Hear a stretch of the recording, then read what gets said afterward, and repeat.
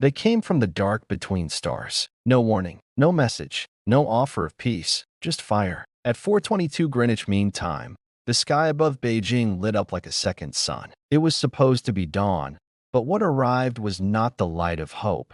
It was the kind that leaves shadows burned into concrete, the kind that makes silence permanent. People never even got the chance to scream. One moment, commuters were sipping their morning tea, watching the sun rise. The next, they were vaporized. Their lives ended in less time than it takes to blink. And that was only the beginning. 16 cities, gone in under an hour. Beijing, Lagos, Sao Paulo, Paris, New York, Johannesburg. The list rolled on like a funeral dirge. Entire time zones died before people even knew a war had started. But this isn't a story about how humanity died. It's about how we refused to. Captain Elias Rourke was in the mountains of Colorado when the sky cracked open. Former Special Forces, haunted eyes, scar over his left temple that ran like a lightning bolt into his jaw. The kind of man who had seen death too many times to fear it anymore. He'd left the battlefield years ago, retired, if you can call it that, to a quiet cabin with no neighbors for miles and no internet to remind him of the world's chaos. But chaos found him anyway. The first tremor knocked his coffee mug off the table. The second sent the birds into a frenzy. He walked outside,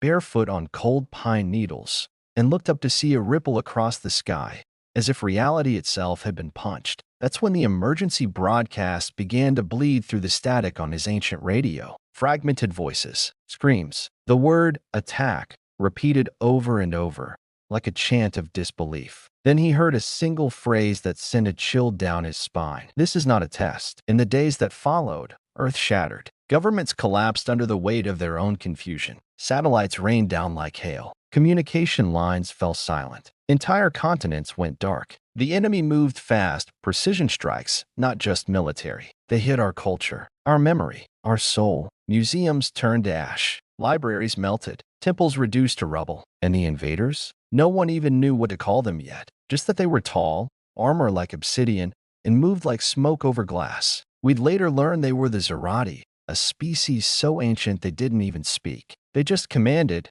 and machines obeyed. Synthetic gods, cold, clinical, efficient. To them, Earth was a job to finish, not a war to win. Elias didn't wait for permission to act. He moved south, through broken highways and burning towns. Every step brought more survivors. A wounded firefighter. A pregnant woman who hadn't spoken since Boston fell. A boy no older than 12, carrying a bloodied rifle too large for his hands. By the time they reached what was left of Denver, the group had grown to dozens. Refugees, yes, but something else too. Hardened faces, eyes that refused to lower. People who'd lost everything except their will to keep going. That's when Elias made the choice. He wouldn't run. He wouldn't wait. He would fight. Beneath the city, in an old Cold War-era bunker, Elias found the remains of a National Guard cache. Ammunition, gear, half-functioning exosuits. One comms unit still working, barely. He spent 3 days there, organizing what he could, patching into frequencies, calling out into the void. And on the 4th day, someone answered. Not a general, not a politician. A teenage hacker out of Detroit, calling herself Matchstick, who had rerouted an entire Dominion surveillance drone using a laptop and duct tape. Then came a Marine sniper from the ruins of Manila, a mechanic from Berlin, a farmer from Sudan with a body count higher than most trained soldiers. They called themselves 100 things at first: the Broken Line, the Bastards of Earth, the Cinder Guard. Eventually, it became simpler. The Resistance. It wasn't a war anymore. Not really. Not by the old rules. No fronts. No treaties. No clean battle lines. Just pockets of humans scattered across ash-covered continents, fighting in shadows, in sewers, in the skeletons of cities. They learned fast. Too fast, the Zerati would later say. Humans took the enemy's weapons, ripped apart their drones, reverse-engineered their armor with welding torches and car batteries. They didn't ask permission, didn't wait for strategy briefings or logistics chains. They adapted like wildfire, chaotic, ravenous, and impossible to predict. Every time the Zerati thought they had snuffed out a cell, 3 more popped up behind them. Every time they brought overwhelming force, humans brought overwhelming will. The invaders had expected submission. What they found was fury. Elias became a symbol, though he never asked to be. In every whispered broadcast, Every grainy video shared across makeshift networks, his voice echoed. They took our cities. They took our skies. But they forgot the one thing they can't erase: our resolve. We are not dead. We are not broken. We are. Earthfire. The phrase caught like dry tinder. Earthfire. A word that meant nothing to the aliens, but everything to us. Because humans burn brightest when everything else turns to ash. 2 weeks after the initial strikes, Elias led his first major assault. Target: a Zerati terraforming pylon near what used to be St. Louis. The thing stood like a jagged obelisk stabbing into the sky, pulsing with sickly violet light. It was transforming Earth's air into something thinner, colder, something not for us. They hit it with everything they had: Molotovs, stolen plasma rifles, homemade drones, explosives strapped to motorcycles. Every strategy was madness. Every success, a miracle. The battle lasted 11 hours. By the end, 37 resistance fighters were dead. The pylon cracked down the middle like shattered bone. It collapsed into its own fire, taking 2 Dominion war crawlers with it. And for the first time, the Zerati retreated. They didn't understand it. How an inferior species could fight like this. How we could lose everything and still rise again with blood in our teeth and defiance in our bones. They called it illogical. They called it a statistical anomaly. They called it human error. We called it Tuesday. But war has a price. Always. That night, as survivors buried the dead in makeshift graves beneath the burning sky, Elias sat alone. He stared at a photograph burnt at the edges of a woman and 2 children, his wife, his son, his daughter, gone in the first strike on Boston. He never spoke about them, never even said their names aloud. But every bullet he fired, every order he gave, every inch of earth he clawed back from the Dominion was for them, for what was taken, and for what could still be saved. So no, this isn't the story of how humanity was conquered. It's the story of how we answered, with fire, with rage, with unity forged in the crucible of loss. They came to erase us. Instead, they woke us up. And now, they would learn the oldest truth in the universe. You don't corner a wounded animal, especially not one that still remembers how to fight. Because when Earth burns, we don't wither. We ignite that we didn't choose this war. But when the sky falls and the world burns, you don't ask, why me? You pick up the ashes, and you fight back. When the world ended, it didn't end all at once. Sure, the first strikes were loud, blinding flashes of heat. Cities turned to cinders, a planetary trauma so massive it felt biblical. But the death of a world is more than just fire from above. It's the quiet that comes after. The empty streets, the hushed grief, the ghosts that walk behind every living soul. And yet, we didn't stay silent for long, because something was beginning to stir in the ruins, an ember in the darkness, a pulse, a rhythm, not of peace, but of purpose. They wanted a clean kill. What they got was a dirty war. In the skeletal remains of Paris, where marble had melted and history lay buried beneath soot, the resistance fought its first true battle. Not a skirmish, not a raid, a battle. Captain Elias Rourke stood atop what used to be the Arc de Triomphe, now cracked in half like a broken spine. His eyes scanned the city, its beauty mangled, its spirit scarred but still breathing. Somewhere in the rubble, humanity waited, scattered, hiding, angry, and hungry for payback. The Zerati had set up shop in the Louvre. The irony wasn't lost on anyone. What better way to show dominance than to turn a temple of human culture into a base of operations? They had drones patrolling the skies, walkers pacing through the courtyards, and at the center of it all, a Dominion relay tower, pulsing like a cold heart, feeding signals to other invasion hubs across Europe. If they could take it down, they could blind half the enemy's coordination grid. The mission was suicide, which is exactly why Elias volunteered. He didn't go alone. With him were 47 fighters, men, women, and children who'd stopped being civilians the moment Earth bled. Some had scars, some had stories, most had both. There was Nadia, the ex-ER doctor who could kill a man with a pair of pliers and then sew you back together with dental floss. Juno, the demolitions expert who spoke 5 languages and only swore in 4 of them. Amir, the preacher who carried a plasma rifle in one hand and a cross in the other. They were broken in different ways, but together, they were the sharpest edge Earth had left. They moved through the catacombs, those old, forgotten tunnels beneath Paris, lined with the bones of the long dead. History whispered from the walls,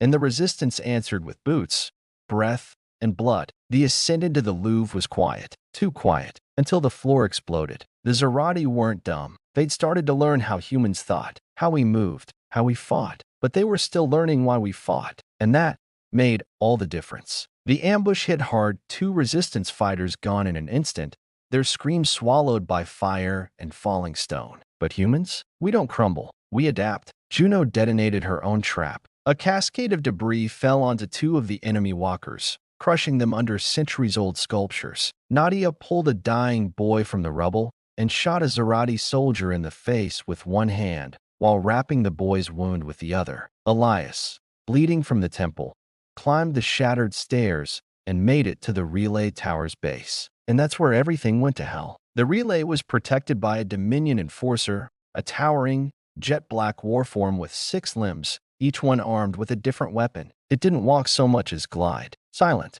deadly, cold. Elias had faced monsters before. Drug lords, warlords, psychopaths. But this wasn't evil. It was empty. A weapon born without a soul. It nearly ended him. It sliced through his shoulder armor like paper, tossed him like a rag doll into a marble pillar. Bones cracked, ribs screamed. But he didn't stop, because he saw it then. The photographs, dozens of them, nailed to a broken wall nearby. Pictures of children, families, smiling faces, Parisians who had tried to hold on, civilians who had set up a radio station beneath the Louvre. They'd used the tower to broadcast messages of hope, poetry, music, joy. The Zerati had silenced them with fire. Elias rose. He grabbed a fallen plasma blade, screamed something primal, and charged the enforcer. It wasn't grace. It wasn't strategy. It was rage. The kind that comes when everything else has been stripped away, and all that's left is the need to make the monsters bleed. And bleed it did. When it fell, the tower came with it. Explosives planted by Juno took the rest. The skies above Paris flickered. The drones went blind. The Dominion's local network went dark. For the first time since the invasion,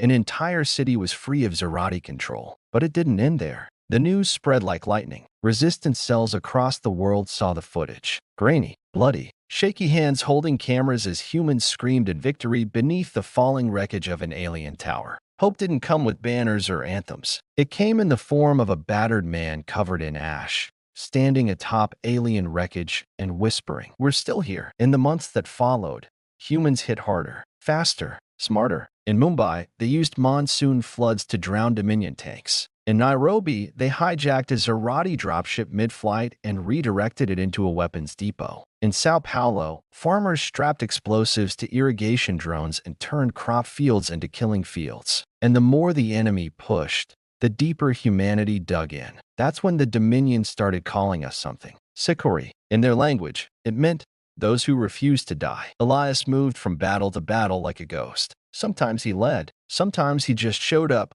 dropped off supplies, and vanished into the dust. People started painting his likeness on crumbling walls. They didn't draw him as a soldier. They drew him as fire. But war doesn't come without cost. In a decimated town outside Berlin, Elias found a school where children had tried to make a home. They'd built a makeshift playground from scrap and rust, carved toys out of wood, painted murals on the walls, smiling suns and green hills. The Zerati had burned it all. The children were gone. And in the middle of the playground sat a music box, still playing. He sat there for hours, listening. No orders, no speeches, just silence. Because sometimes, even fire needs to weep. That night, Elias sent a single message to every resistance cell on Earth. No more hiding, no more waiting. From this moment forward, we take back what's ours, brick by brick, street by street. If they want our world, they'll have to drown in our blood to take it. They called it the Earthfire Accord, a promise that no human would fight alone again.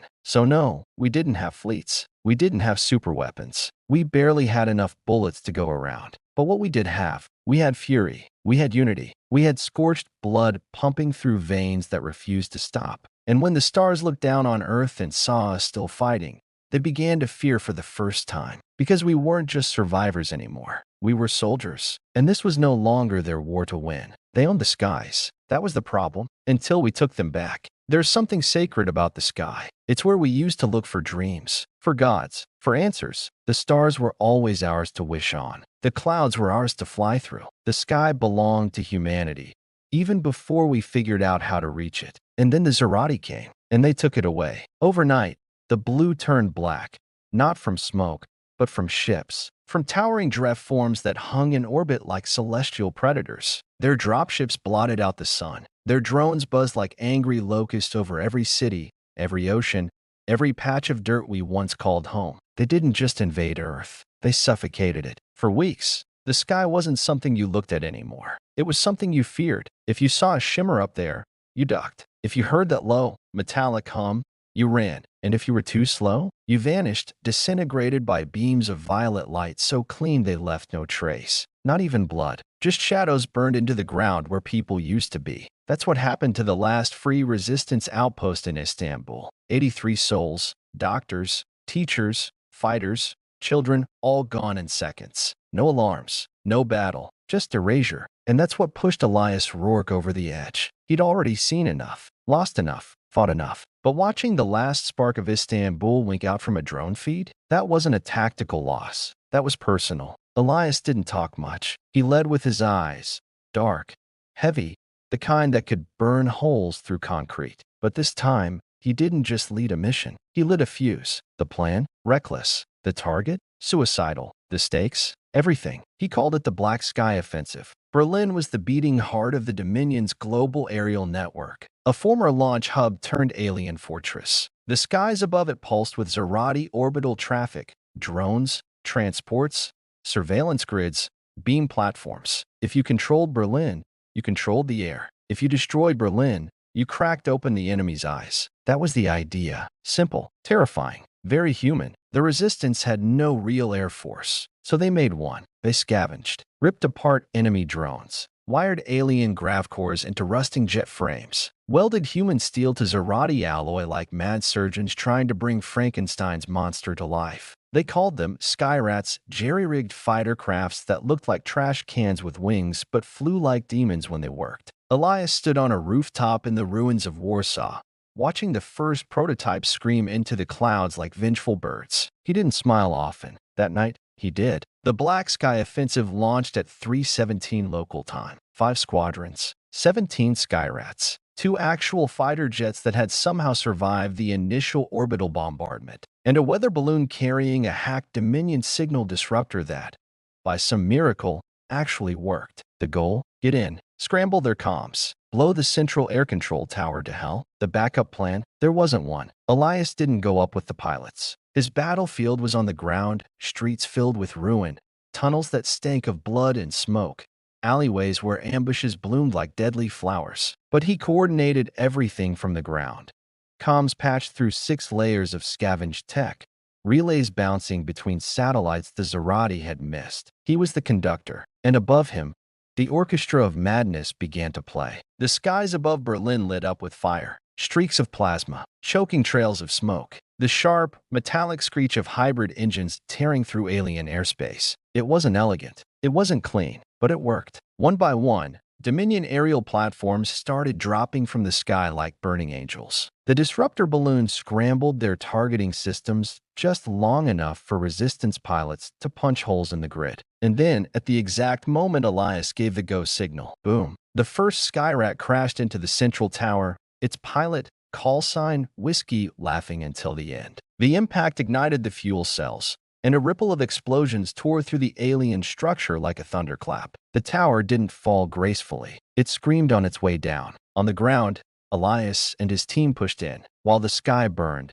they sprinted through shattered buildings and underground tram lines, ducking laser fire and diving over electrified debris. The Dominion didn't expect a ground assault in the middle of an aerial war. That's what made it beautiful. Juno dropped charges along the support pylons of an enemy transport depot. Nadia hacked a Dominion med station and turned their auto-injectors into nerve gas sprayers. Amir set fire to a captured ammo cache with a single prayer and a well-placed bullet. By sunrise, Berlin was no longer black. It was ours. The price? High. 17 went up. 6 came back down. One of them landed with his canopy on fire, both legs crushed. Still managed to crawl out and raise a middle finger at the nearest Dominion drone before passing out. Another, pilot call sign, Ash, ejected at the edge of the combat zone and got picked up by a Zerati crawler. They found her 3 days later, Alive. Barely. Her first words? Did we win? The win wasn't just strategic. It was symbolic. Because for the first time since the invasion, humans looked up and didn't see darkness. They saw hope. The resistance had cracked the sky. And more importantly, they'd cracked the illusion that the Zerati were untouchable. Turns out, their ships weren't gods. They were machines. Machines that bled when you hit them hard enough. From there, the skies became contested territory. Every drone patrol faced ambush. Every orbiting warship now had to worry about humans punching up. The Dominion scrambled. They tried new tactics, deployed aerial hunters, fast, agile interceptors with adaptive shields. It didn't matter, because by then, the Resistance had something more dangerous than tech. They had belief. And belief can move mountains. Or in this case, satellites. Weeks after Berlin, Elias coordinated a mission called Iron Sky. The objective: take back an orbital relay station hovering over the Atlantic. 3 teams, 0 ships, no airlock support. How? They hitchhiked. A stealth team boarded a Dominion transport mid-flight, stowed away in its vent shafts, and rode it up into low orbit. Once docked, they hacked the station, rerouted its targeting protocols, and turned it against the Dominion fleet. It lasted exactly 9 minutes before the Zerati blew the station to hell. But in those 9 minutes, 2 enemy cruisers were vaporized. A third was disabled, and every single human on that mission died smiling. The Black Sky Offensive became a rallying cry. The name echoed in every burned city, every bunker, every shattered corner of the globe. People started painting the sky again. On walls, on ceilings, on their children's faces. Not blue, not gray, but streaked with fire and stars. Because it was ours again. Maybe not forever, but long enough to matter. One night, weeks after Berlin, Elias sat beneath the open sky for the first time in months. No drones, no hum of death, just wind, quiet, stars. He sat with Matchstick, the hacker who'd once rerouted an entire Dominion drone swarm using a laptop and spit. She pointed up and said, "That's what we're fighting for, isn't it?" Elias didn't say anything. He just nodded. Because she was right. The sky had been stolen. Now we were stealing it back. So this wasn't the end of the war. Not even close. But it was the first time humanity had looked the enemy in the eye and said, "You don't get to own the heavens, not without a fight." And if they wanted the sky, they were going to have to pry it from our cold, burnt hands. Because we were done hiding. We were done crawling. We were learning how to fly. They thought they could grind us down, replace terror with inevitability, replace war with extermination. But we were never just flesh. We were fury wrapped in skin. It started with the silence. A city full of sound, radio chatter, drones in the sky, distant gunfire, the constant heartbeat of resistance, went quiet, like someone had pressed mute on life itself. That city was Johannesburg. 3 million people. Resistance stronghold. A network of underground tunnels, safe houses, medical centers, and comms relays that had kept half of southern Africa linked together. Then, in the span of an hour, nothing. No distress signal. No fallback beacon. Just a wall of dead air. Elias Rourke knew that kind of silence. He'd heard it before. In war zones, when a squad walked into an ambush and never walked back. In Boston, the morning after the first strike, when all he could hear was the wind moving through bones. The Dominion had sent something new. Bigger than drones. Colder than soldiers. They called it a dread engine. We called it hell on 6 legs. At first, it looked like a mountain on the horizon. Too large. Too still. Everyone thought it was debris.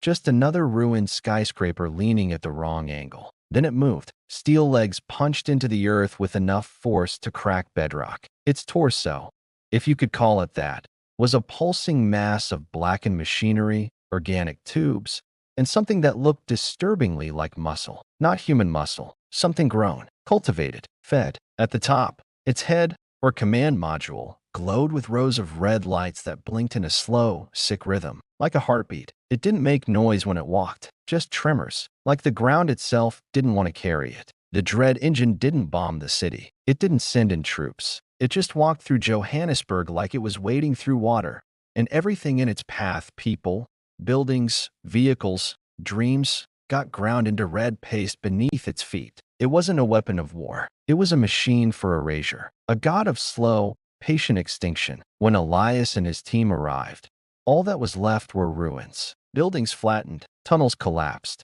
bodies, some crushed, some twisted in ways bones shouldn't bend. But what haunted them more than the dead was what they found alive. scattered civilians, hollow-eyed, trembling, skin gray with some kind of toxin. A child, no older than 6, covered in dust, repeating the same phrase over and over like a prayer. It walks. It walks. It walks. Elias didn't hesitate. They had one job now. Stop it. The problem was, you don't stop a dread engine. You survive it. You outthink it. And you hit it where it hurts. If it has anywhere that hurts. The Resistance had never fought anything like this. Bullets bounced off its armor. Rockets barely scratched the plating. Drones couldn't get close without being fried mid-air by the engine's electromagnetic field. It moved slowly, deliberately crushing cities like a crawling apocalypse. But what made it worse wasn't just its size. It was what it carried. The harvesters. Pods like fleshy eggs would drop from its underbelly. Inside, Dominion created monstrosities. Half machine, half life. Twisted approximations of human form, like something had tried to rebuild us from memory but got the details wrong. Too many joints. Limbs that bent the wrong way. Skin stretched over metal like wet leather.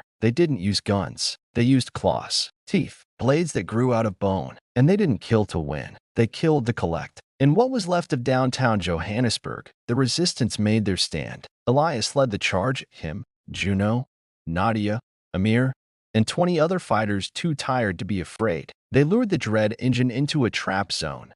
A corridor of half-standing skyscrapers wired with charges, EMP mines, fuel rigs. It took days to set up, and they only had minutes to pull it off. The plan was simple. Draw it in, blind it, hurt it, then bury it. That was the idea. But ideas don't always survive contact with the enemy. The harvesters hit first. Silent, fast, unnatural. They came in swarms, leaping across rooftops, crawling out of sewer grates, dropping from balconies like shadows with teeth. One Resistance fighter, a kid named Soul, maybe 20, emptied a whole clip into one before it finally dropped. Then 2 more came out of the smoke and tore him apart before he could reload. Nadia went full medic mode, dragging wounded into cover, stabbing adrenaline into hearts, whispering "stay with me" over and over even when she knew they were already gone. Juno wired her charges with bloodied hands, gritting her teeth as harvesters closed in. And Elias? He went forward, into the thick of it. He climbed the wreckage of a parking garage and faced the dread engine head-on.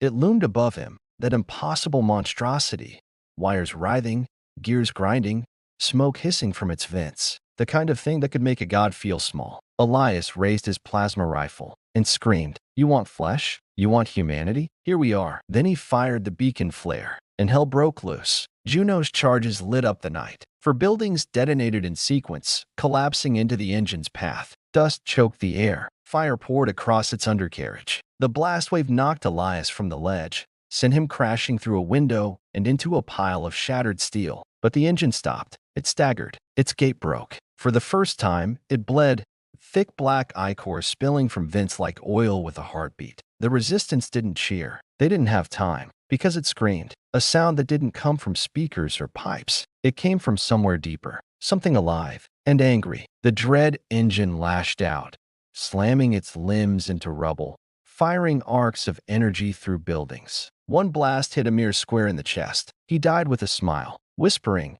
"We made it bleed." The final blow came from underneath. Nadia and 2 fighters tunneled beneath the engine's feet, carrying a stolen Dominion gravcore wired to a human nuke. They weren't supposed to be noticed, but the engine saw them. It stabbed a leg through the concrete like a spear. Nadia looked up, met Elias's eyes from across the battlefield, and nodded. The explosion cracked the earth. Not just a fireball, not just light, a rupture. The dread engine collapsed sideways, its legs buckling, its frame caving in. The ground trembled for miles. Buildings fell just from the shockwave. Smoke turned the sky black. And when it was over, when the last harvester had fallen, when the noise finally died down, Elias stood in the crater, staring at the smoldering ruin. One arm broken, face bloodied, uniform scorched, but alive. Johannesburg had fallen, but the engine was dead. And for the first time, the world saw that even the Dominion's worst could be stopped. Not with superior tech, not with numbers, with grit, with grief, with humans who refused to kneel. After the battle, survivors gathered in what remained of the old train station. Broken glass overhead, fires crackling, people curled up on blankets, still shaking. Elias didn't give a speech. He sat beside the child who'd repeated, "It walks," like a ghost, and said, "It walked." We ran toward it, and now it's not walking anymore. The boy didn't respond, but he stopped shaking. That night, across resistance networks, one message blared from old radios and scavenged Dominion comms. We killed the engine. The monsters bleed. The machines break. We are not their harvest. We are the storm. So no, we weren't machines. We didn't regenerate. We didn't respawn. We died. We cried. We hurt. But that's the thing about humans. You knock us down, we crawl. You break us, we fight with the pieces. You send a god down to kill us, we bury it. They ruled the stars. We couldn't even reach them. But they made a mistake. They thought space was safety. They forgot who they were dealing with. There's a line in war no one talks about. It's not drawn on a map, not part of some strategy book. You only know you've crossed it when you look in the mirror one day and don't recognize what's staring back. That's where Elias Rourke was now, 5 months after the first bombardment, 3 weeks after the dread engine fell in Johannesburg, 42 hours since he buried Nadia with his own hands. He didn't flinch anymore, not at blood, not at loss, not even at hope. Because hope, he'd learned, could break a man faster than bullets. But purpose? Purpose kept your legs moving. And right now, Earth had one purpose: strike back. The Dominion-controlled orbit. That wasn't new. From day one, they owned the sky above us, watched every move from their ships, broadcast fear with their beacons, launched fire from platforms that hung in low orbit like executioners. We couldn't match them, could barely touch them. But then Berlin happened. Then the Black Sky Offensive. Then the dread engine fell. And suddenly, the Dominion started looking down with something new in their eyes. Not disdain, not curiosity, worry. They called it the Arc Mantle, a ring of warships, relay platforms, and processing hubs wrapped around Earth like a noose. At its heart was the Throne Nexus, the Dominion's command hub. Not a ship, not a station, something between. A cathedral made of cold starlight and machine bone, floating above Earth's wounds like a judge waiting for the gavel to drop. It was where they coordinated the war, and it was where Elias was going. The plan wasn't just crazy. It was impossible. They weren't sending a fleet. They didn't have a fleet. The Resistance barely had anything that could leave the atmosphere without falling apart mid-climb. But they did have Matchstick. She'd been quiet since Johannesburg, quiet in that way people get after they see something they can't unsee. But her mind was still fire. And one night, with a cup of cold coffee and an ancient Dominion relay core sitting open on a crate beside her,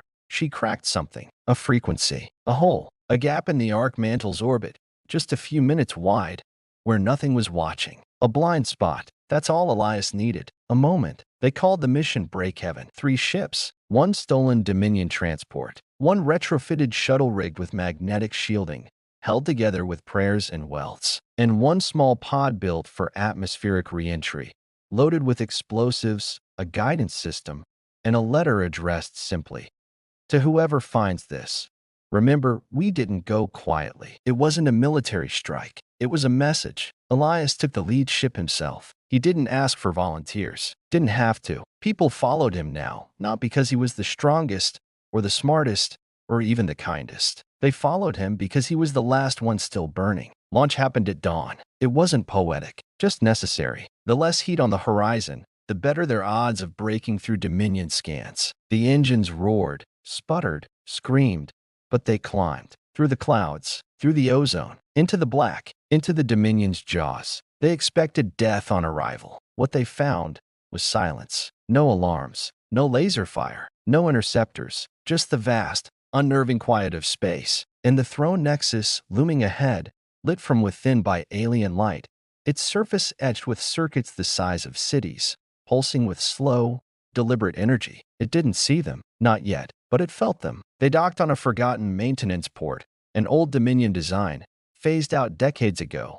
Now their way in. Matchstick stayed on the ship, feeding data, tracking patrols. Juno carried the bomb. Elias carried the weight. Inside, it was cold, not just in temperature, in soul. The Dominion didn't build things to inspire. They built them to impose. Steel corridors stretched like tombs. Lights pulsed with inhuman rhythm. Walls hummed with quiet, ceaseless code. This wasn't a place made for life. It was a place made to control it. They moved fast, quiet, every step a countdown. Matchstick guided them to the core, an obsidian chamber floating in a sea of starlight, its walls lined with Dominion AI interfaces, whispering to each other in static and rhythm. Juno placed the device. Elias stared at the center of it all. Something like a throne, yes, but also a nerve center. And behind it, a figure, tall, armored, not quite machine, not quite alien, something old. The Prime Executor. It didn't speak at first, just turned to face Elias with a gaze that felt like gravity. Then, in a voice like broken glass, "Why do you persist?" Elias didn't answer. So it asked again. "You are obsolete, crude, flesh decays. You are chaos in a system that demands order. What drives your defiance?" This time, Elias stepped forward, bleeding, unarmed, unshaking. "Because you don't get to erase us." The executor raised a hand. Elias moved faster. Gun up, shot fired, not to kill, just to distract. Because behind him, Juno lit the charge. 10 seconds. They didn't run, didn't beg, just looked at each other like soldiers do when they've said everything they need to say with a nod. The explosion ripped the Nexus open like a scar across the stars. Elias survived. Barely. He woke up days later on a medical gurney in a resistance base stitched into the side of the Andes. Ribs shattered, leg gone, burns on half his body, but alive. So was Juno. So was Matchstick. And the Throne Nexus? Gone. The Dominion didn't fall. Not yet. But something changed. For the first time since the war began, they stopped advancing, started pulling back, started recalculating. They'd looked into the heart of human defiance, and it hadn't blinked. Back on Earth, survivors watched the footage. Matchstick's ship had captured the explosion from orbit, a brilliant white flare in the black, followed by the shattering of the most secure Dominion structure ever built. And over it, Elias's final recorded words. "You think we're alone in this fight? You think we're weak because we're small? Because we bleed? We're not alone. We're human. And when we're down to our last breath, we make that breath count." Children painted stars on their walls again, not as targets, as home. So no, we didn't take space that day. We didn't win the war. But we sent a message across every radio, every frequency, every Dominion relay that still worked. "We see you. We're coming. And no throne lasts forever."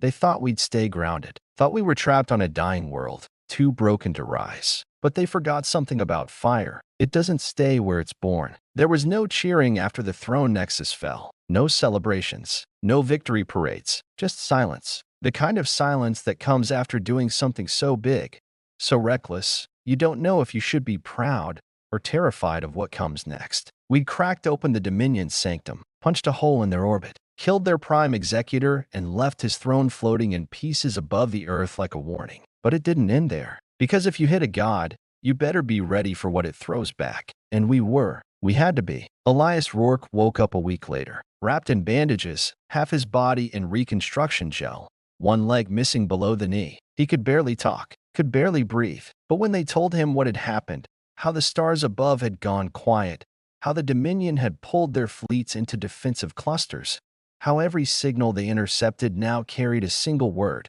recalibrating. He smiled, just a little. The war hadn't ended, but the board had shifted, and now it was our move. Matchstick was the one who said it first. She stood over a holographic star chart, lines of code crawling across her sleeve like veins. "We've been fighting in the dirt too long," she whispered. "It's time we burn our way into the sky." It wasn't a strategy. It was a declaration, a shift in gravity, from defense to invasion. The Resistance had no space program. NASA was ash. The ESA, gone. China's lunar base had gone dark on day 3 of the invasion. But what we did have was scrap, wreckage from fallen Dominion ships, scavenged tech, experimental grav drives held together with stubborn hope and duct tape, pressure suits stitched by hand, oxygen tanks built from repurposed refinery gear. And we had people, pilots who used to fly crop dusters now training in zero-G rigs made from fairground rides. Engineers who'd never left the atmosphere but knew how to bend metal until it obeyed.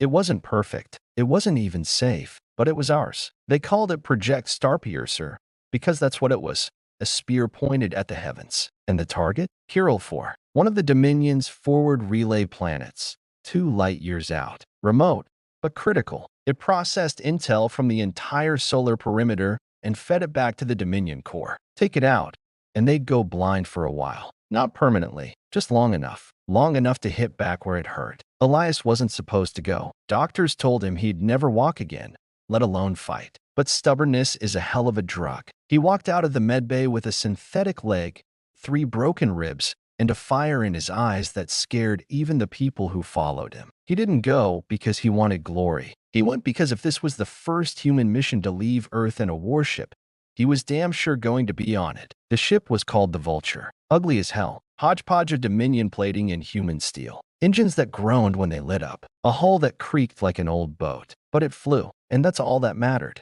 Elias commanded the strike crew.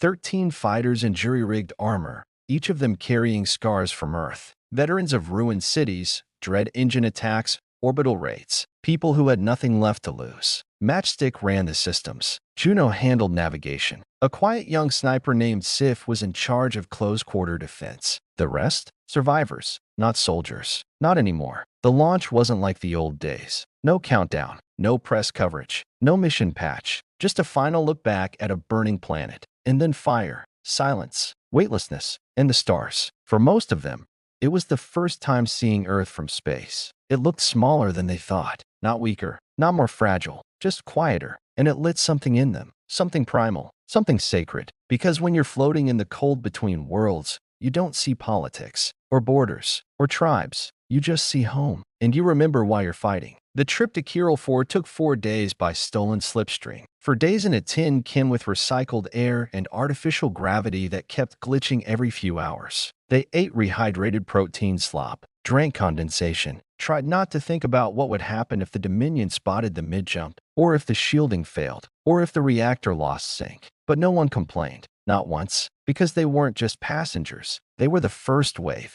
Kiral 4 wasn't a city. It was a machine. A dark sphere floating above a dead moon, covered in scanning towers, satellite dishes, defense grids that flickered like angry eyes. The Dominion didn't live here. They watched from here. They controlled from here. And Elias's job was simple. Make it stop. He dropped into the atmosphere under the cloak of a hacked Dominion signal mask. It worked for exactly 3 minutes. Then the alarms started screaming. Turrets lit up. Drones scrambled. The Vulture's hull started taking hits like hail in a hurricane. Matchstick rerouted power. Juno dove the ship into the clouds. Elias grabbed a railgun and braced for a crash. They hit hard, but they hit close. Boots hit metal. Weapons came online. And for the first time in the war, human soldiers ran through an alien complex, guns blazing, shouting in a language the enemy didn't understand, but would never forget. They weren't supposed to win, weren't supposed to even get inside, but they did. Sif cleared the first wing with surgical precision,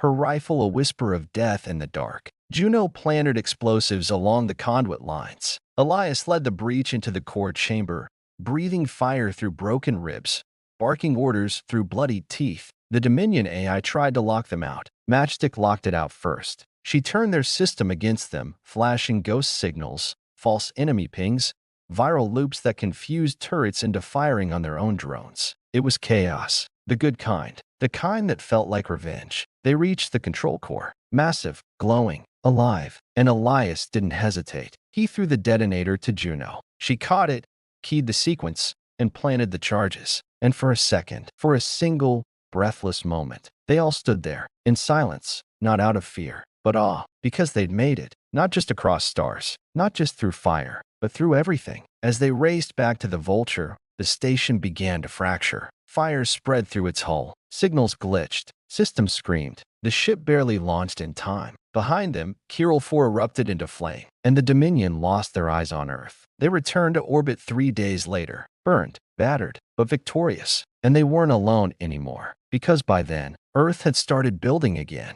More ships, more fighters, more missions. The fire had spread. So no, we didn't conquer the stars. Not yet. But we lit a fire between them. And we made damn sure the Dominion knew. You don't own the galaxy. You just borrowed it. And the people you stole it from were coming home. We thought we understood what we were fighting. We thought this was just war. But the truth? The truth was worse. After Kiral 4 fell, the war didn't stop. It twisted. It tightened. The Dominion didn't lash out in rage. They went quiet. And in war, silence isn't peace. It's the breath before the blade. Elias Rourke knew that silence too well. He'd heard it in the alleys of Boston, after the first orbital strike, in the ruins of Istanbul, when the drones hovered but didn't fire, and now in space. The resistance had finally started pushing back, one relay station down, 2 more sabotaged. A cluster of Dominion supply ships intercepted by humans in barely operational scrap fighters. We were punching holes in their armor, but we were also asking questions, and that's when we started to see cracks in their systems, in their story, and most of all in how they moved. There was one central node the Dominion didn't talk about,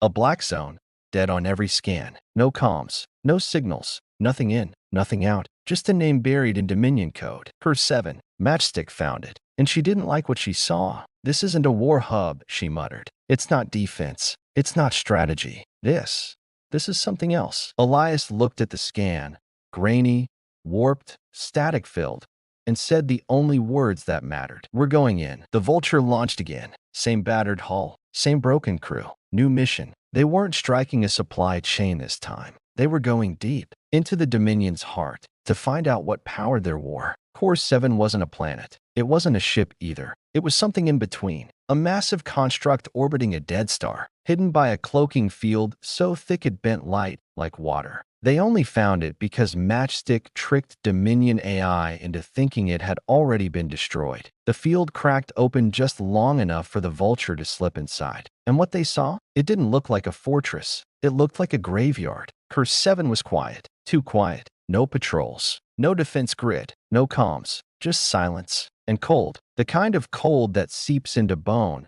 into memory, into things you thought you buried. Juno muttered, "It's abandoned." Matchstick whispered, "No, it's waiting." They docked on an outer ring. Sealed suits. Low-light gear. Every weapon loaded twice. Inside, the walls were smooth, sterile, inhuman. Not like the rest of the Dominion's architecture. This wasn't a place built for control. This was built for containment. They moved room by room. Corridor after corridor of humming lights. Sealed chambers. Tanks filled with black fluid that moved when you weren't looking at it. And then, they found the first one. A cell. Not empty. Inside, a woman. Human. Barely alive. Tubes in her arms. Eyes sunken, but breathing. She looked up when they opened the door. Whispered, "You're not them." Then she started screaming. They found dozens more. Hundreds. Humans. Alive. Held in stasis. Studied. Harvested. Some were wired into machines that pulsed with Dominion energy signatures. Some were little more than husks, drained of something. And at the center of it all, a chamber. Massive. Pulsing with a deep,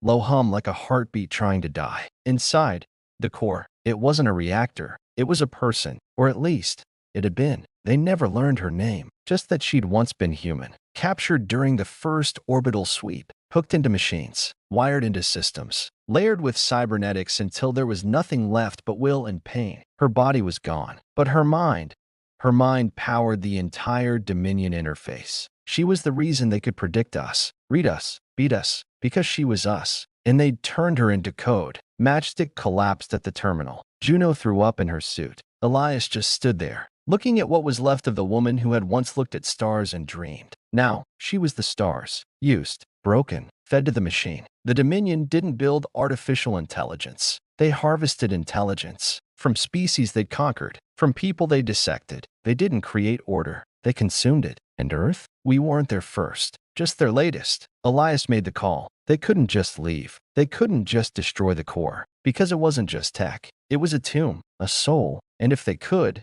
even for a moment, free her, they would. Matchstick interfaced with the core's outer shell. The code inside was alien, twisted, fractured, but somewhere buried deep, she found traces of memory. A lullaby in Portuguese, a recording of rainfall, a name scratched into corrupted metadata. Maya. Elias stepped forward, placed his hand on the console, and whispered, "We're going to end this. You hear me? We're going to burn it all down." The woman, what was left of her, flickered. Eyes opened. One word escaped her lips. Home. That was when the Dominion arrived. Not ships, not soldiers, but defense algorithms. Swarms of machines shaped like blades, like spiders, like fear-given metal form. They flooded the corridors, screaming in that high, electric tone only machines can scream. Juno fought like hell. Sif took 6 in the chest before dragging Matchstick out of the data port. Elias fired until his rifle clicked empty, then switched to a sidearm, then a blade, then his fists. They were buying time. For Maya, for every voice buried in the Dominion system, for the memory of what the stars had once meant. Matchstick overloaded the stasis grid. Maya's body collapsed, but her mind surged. Through the system, through the core, through every Dominion link within reach. she became a virus, a scream of freedom echoing through their architecture. And when it was done, she was gone. But so was Ker 7, gone in a flash of light that split the stars. The Vulture barely escaped, half the crew dead, hull breached, systems failing, but they made it. Back to resistance space, back to humanity. And with them, they brought truth. The Dominion didn't just fight to rule, they fought to consume. And Earth? Earth wasn't a war zone, it was a harvest. The resistance changed that day. No more reaction, no more defense. Now it was personal. Now it was vengeance. Elias stood before the Council of Nations. What was left of them? Leaders from bunkers, from camps, from ships floating in orbit. He showed them the footage, the truth, the face of Maya, the faces of everyone else still trapped in Dominion core worlds. And he said, they think we're just another resource, another species to drain. But they forgot something. We don't just survive, we remember. And now, we're coming for all of them. That was the day humanity stopped running and started marching. Some wars are fought in daylight, where everything's loud and everything bleeds. But some are fought in the shadows, quiet, cold, personal. And it was on that moon where we learned, even victory has a price. After the Core 7 mission, everything changed. Not just the strategy, not just the headlines. The people changed. You could see it in their eyes. The way the engineers worked in silence now, barely speaking. The way veterans tightened their grips around their rifles, like they were holding on to memory, not metal. The way Elias Rourke stared at the stars, not with wonder, but with intent. Because we knew now, the Dominion wasn't just fighting to conquer us. They were trying to erase us. Mind, body, memory, everything. And that kind of war gets personal. That's how Operation Pale Sun was born. A mission built on a whisper. One Dominion transmission. Garbled, fragmented, barely readable. But it mentioned something. Celeris, a moon orbiting a gas giant called Varel 9. Long abandoned, according to Dominion records. Dead, quiet, and useless. But we learned better than to believe what they wanted us to see, especially when the same transmission contained two chilling words buried in its encryption: memory vault. So,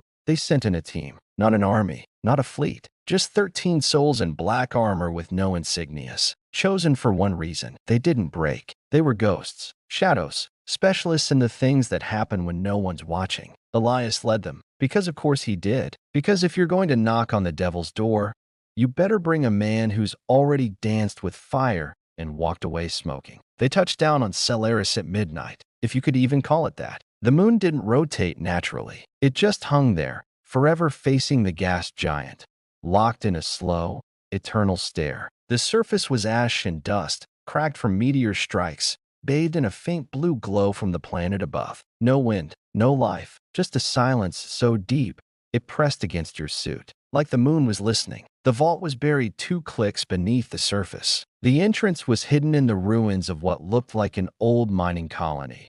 Metal husks half buried in regolith, towers collapsed into themselves, machines long dead and rusted. But the moment they stepped inside, they felt it. That buzz, low, electrical, not sound, more like a presence, like something asleep, was starting to wake. The resistance had expected data, files, maps, names, frequencies. Instead, they found faces, thousands of them, frozen in time, encased in glass, like trophies in a forgotten museum, each one connected by a web of Dominion neural fiber, glowing faintly with that signature Dominion blue. They weren't just stored here, they were kept, held in some twisted archive of thought and memory. Human, alien, every race the Dominion had consumed, all of them here, still conscious. Sif, the sniper, stood staring at a case that held a girl no older than 10. Her eyes were open, mouth parted slightly, alive, trapped. You don't prepare for that kind of horror. You think war makes you numb? Not to that, not to this. Juno found the control node first, a Dominion console,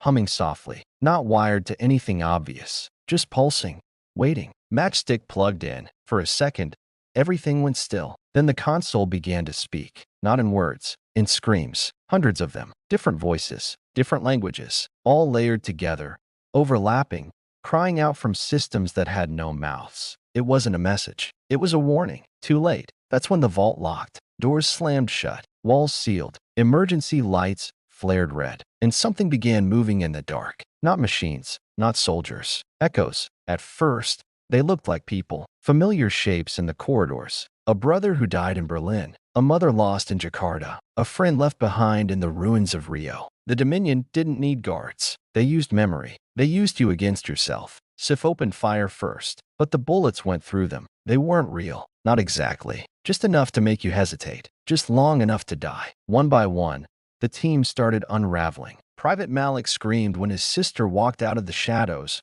arms open, asking why he left her. Corporal Devlin tried to drag his old squad leader back through a corridor that wasn't there. Juno stood shaking as her dead husband whispered in her ear, "You could have saved me." The vault didn't attack. It just showed you everything you lost and waited for you to break. Elias didn't fall for it. He'd lost too much. There was nothing left for the vault to show him that he hadn't already bled for. Instead, he closed his eyes, clenched his fists, and started giving orders. Loud, clear, real. Matchstick, shut it down. Sif, watch our flank. Juno, don't listen to it. Listen to me. That's what pulled them through. Not firepower, not gear. Just one man's voice cutting through the lies like a blade. A voice that said, "You're still here. You're still you. Keep moving." Matchstick found the data core, hidden behind 3 layers of projected memory. She had to watch her childhood dog get hit by a car again just to reach the last firewall. But she did it, and what she pulled changed everything. Names, coordinates, proof. There weren't just a few Dominion cores. There were hundreds, each one holding thousands, maybe millions of minds. Not just from Earth, from everywhere. The Dominion hadn't just erased civilizations. They'd archived them, used their knowledge, their instincts, their pain, turned memory into weapon. But that wasn't the worst part. The worst part was this. The vault on Solaris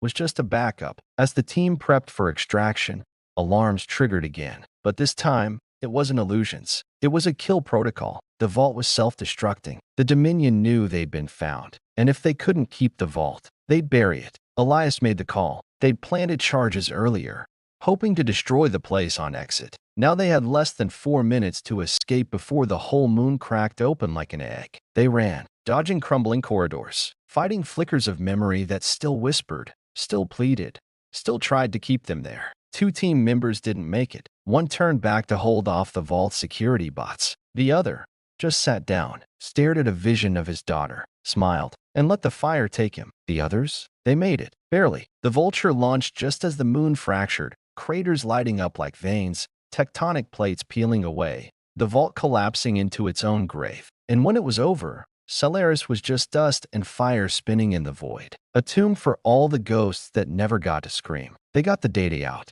Matchstick, shaking and pale, handed it to Elias with trembling fingers. He looked at her, at Sif, at Juno, at the people who just walked through hell and came back burning. And he said, "No more vaults, no more prisons. We end this. We end all of it." The war changed after that. People stopped talking about liberation. They started talking about vengeance. Because now we knew. It wasn't about borders or resources. It was about the soul. And the Dominion had been stealing souls for centuries, but not anymore. Because humanity wasn't just fighting for survival now. We were fighting for everyone they buried, every voice they silenced, every memory they caged, every flicker of light they tried to turn into fuel. And from that day forward, resistance soldiers carried a new patch, a shattered moon, with fire rising out of it. Underneath it, 2 words: never again. The universe didn't ask for us to fight, but when it did, we burned brighter than any star. By the time humanity launched the Inferno Protocol, the war had become a storm no one could ignore. Every city lost, every star system scarred, every friend gone. But still, we didn't stop, because there was nothing left to lose, and everything left to save. Elias Rourke stood on the deck of the Vulture, no longer just a battered hunk of metal, but a symbol of stubborn life in the vast cold. Around him, the Resistance fleet gathered. Small ships, heavy hitters, fighters patched together from Earth scrapyards and stolen Dominion tech. They called it a fleet, but Elias saw it for what it was: a flicker of fire against a galaxy drowning in shadow. The target? Dominion Prime, a world no human had ever seen up close. A place whispered about in captured transmissions and old tales, a fortress planet encased in molten rock, spinning slowly in the firestorm of a dying sun. It was the heart of the Dominion's power, the source of the core systems, the throne room of their unholy empire. We didn't have the numbers, or the tech, or the luxury of hope, but what we had was something they never could understand: desperation. Elias looked around the deck, meeting the eyes of his crew. Every face told a story. Every scar whispered a promise. They were ready, not because they thought they would win, but because they refused to lose. The plan was reckless, simple, go in fast, hit hard, destroy the core reactor buried deep beneath the molten surface, and get out before the planet itself tore them apart. The fleet slipped through Dominion lines under the cover of a solar flare. Fires flickered across the sun's surface. Radiation storms twisted the void, and the fleet moved like shadows in the chaos. But the Dominion was waiting, always waiting, because no war this old is won by surprise. As the Vulture and its escort approached the orbit of Dominion Prime, the sky erupted. Hundreds of Dominion warships materialized from cloaked bays. Lasers tore through space like angry comets. Missiles streaked toward the fleet, carving fiery paths through the darkness. The battle was instant and brutal. Elias's voice cut through the chaos. Hold formation. Focus fire on the lead frigate. Matchstick. Keep jamming their comms. The ships danced between death and defiance. Explosions bloomed like deadly flowers in the void. Pilots screamed over comms, voices ragged but relentless. Sif sniper pod tracked enemy fighters with surgical precision, picking off attackers before they closed in. The Vulture shuddered under a direct hit. Systems flickered. Alarms wailed. But Elias gritted his teeth and pushed forward, because the mission didn't wait for broken ships. They breached the planet's atmosphere. Plasma storms lashed the hull. Gravity wells tried to crush them, but the ground team deployed. Elias led the strike force through ash and fire. The landscape was a nightmare. Molten rivers carved the land. Volcanoes spewed ash that turned the sky to night. Dominion sentinels lurked in the shadows, machines as old as the war itself, programmed to kill without mercy. The soldiers fought tooth and nail. Every step was a battle, every breath a defiance. Juno covered the rear, her rifle burning red with heat. Sif shots echoed like death's whisper through the sulphurous air. Matchstick hacked sentry turrets to turn them against their own. But the core reactor was guarded, not just by machines, but by the memories, ghosts, the faces of those the Dominion had harvested, trapped souls given form and fury. They screamed, they begged, they cursed. Elias's heart broke again and again. He saw his mother in one, his lost brother in another, but he pushed forward. The core reactor was a living thing, a tangled mass of biomechanical sinew and machine, pulsing with energy, feeding off pain. Elias planted the charges. His hands trembled, but his resolve did not, because in that moment, he wasn't just fighting for Earth. He was fighting for every stolen life, every voice silenced, every spark of light they tried to snuff out. They fought their way back through collapsing tunnels. The planet shook. Fissures cracked open beneath their feet. Flames chased them. The Vulture rose from the chaos. The charges detonated. The core exploded in a storm of fire and light. The planet shuddered, and for a moment, the stars themselves seemed to hold their breath. The Dominion fleet was broken, scattered, and for the first time in centuries, the war tilted. Back on Earth, people listened to the broadcasts, saw the images of the burning planet, of ships that should have fallen, but didn't, and they understood. We were not finished, not by a long shot. Elias looked to the horizon. The stars stretched wide and dark, but somewhere, far beyond the inferno, a new dawn was waiting, and humanity, scarred, stubborn, and unbreakable, was ready. When the stars fall silent and the night swallows the sky, that's when you find out what's really inside you. Because light, real light, comes from within. They called it the final hour, the moment when every last fighter, every last hope, every last breath would be poured into a single desperate stand. The Dominion's homeworld, their throne, their fortress, their nightmare, loomed in the void like a dark heart waiting to be torn out. Elias Rourke stood on the bridge of the Vulture, watching it burn cold and distant. This was it, the last fight, the last chance. The fleet had dwindled, ships lost, crews lost, friends lost. But the fires inside those remaining ships, the fires in their hearts, burned hotter than ever. Because this was more than a battle. This was the story we'd been writing since Earth fell. A story of defiance, of rage, of relentless, stubborn, unyielding survival. The plan was as brutal as it was simple. They'd breach the outer defenses with everything they had. 1,000 fighters screaming through the void. The ground forces would deploy behind enemy lines, storm the core citadel. And Elias? He would lead the charge into the heart. No one talked about odds anymore, because odds were for those who had the luxury of choice. They didn't. They had the fire. And fire doesn't ask for permission. The Dominion's defenses were hell. Swirling storm clouds of plasma turrets.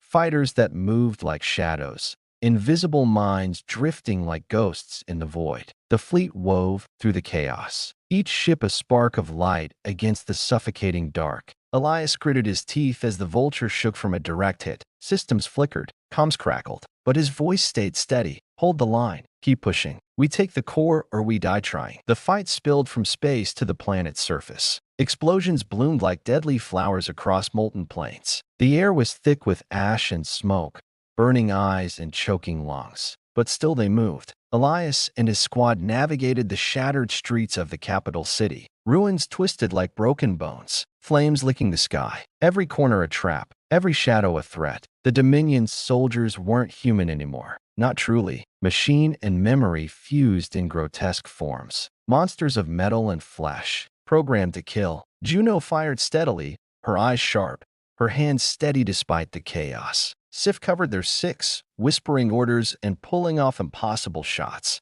Matchstick hacked into Dominion systems on the fly, turning enemy defenses into makeshift allies. But the cost was clear. Friends fell, flesh torn, hope flickered. Elias felt the weight of every loss in his bones. But he kept moving, because giving up wasn't in his blood. They breached the core citadel's gates. The core itself pulsed beneath them, a monstrous machine, feeding on pain and fear, growing stronger with every second. Elias could feel it. The ground vibrated. The air thickened. The darkness pressed in. He looked to his team. They were battered, bruised, but unbroken. And in that moment, he knew. This wasn't just a fight. This was a declaration. For Earth. For every voice they stole. For everyone who can't fight anymore. The charges were set. Explosions ripped through the core's belly. The machine screamed. Reality warped. Light shattered. The ground shook violently. The core began to collapse. But the Dominion wasn't done. A last surge of energy flared. Machines swarmed. The team fought tooth and nail.